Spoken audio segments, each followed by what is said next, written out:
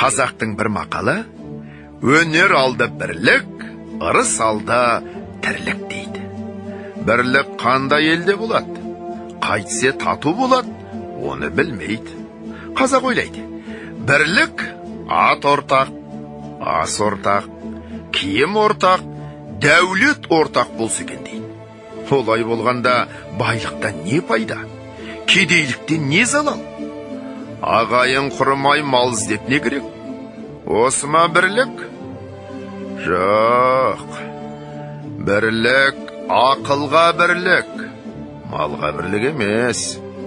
Малыңды беріп отырсаң, атасы басқа, діні басқа, күні басқаларды жолданып бірлік қылады. Бірлік малға сатылса, антұрғандықтың басы осы. Ағайын алмай бірлік қылса керек.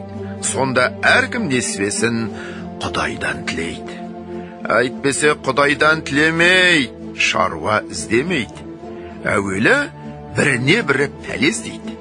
Не түсін, не ажарын, не өкпесін бұлдап, ол болмаса бір пәле салып, қорғалатып, әйтеуір бірін бірі алдаудың амалын іздеседі. Мұның қай жерінен бірлік шықты?